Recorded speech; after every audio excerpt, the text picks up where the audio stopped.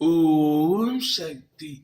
என் அன்பு தங்கமே, நீ எந்த உறவை அதிகமாக நேசித்தாயோ, அவருடன் பேச வேண்டும் என்று ஏங்கினாயோ, உன்னை எந்த உறவு அவமானப்படுத்தியதோ அதே உறவை உன்னை தேடி நான் வர செய்ய போகின்றேன்.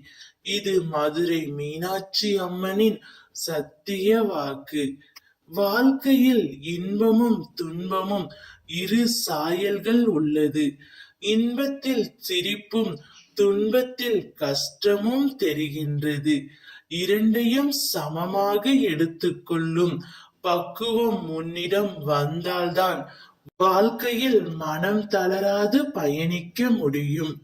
நீ எவ்வளவு புண்ணியம் செய்தாயோ இந்த ஜென்மம் எடுத்ததற்கு. எதையும் சட்டென்று முடிவு செய்யாதே. நிதானமாக யோசித்து செயல்படு. பிறகு எந்த ஒரு முடிவையும் எடு. எதற்காகவும் ஏங்கி நிற்காதே. அன்பை மட்டும் யாரிடமும் தானமாக கேட்காதே. உன்னால் முடிந்தவரை அன்பை கொடு. அந்த அன்பை அவரும் கொடுக்க வேண்டும் என்று நினைக்காதே. உனக்கான நல்லது மட்டுமே உன் அம்மா நான் செய்வேன்.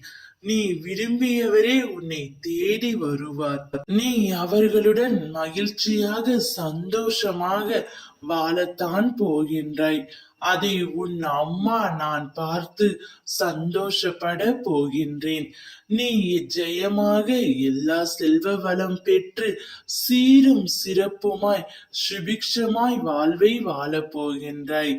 எதற்காகவும் கலங்க வேண்டாம். உன்னை ஒரு நாளும் நான் கைவிட மாட்டேன். நல்லதே நினை, நல்லதே நடக்கும். ஓம் சக்தி.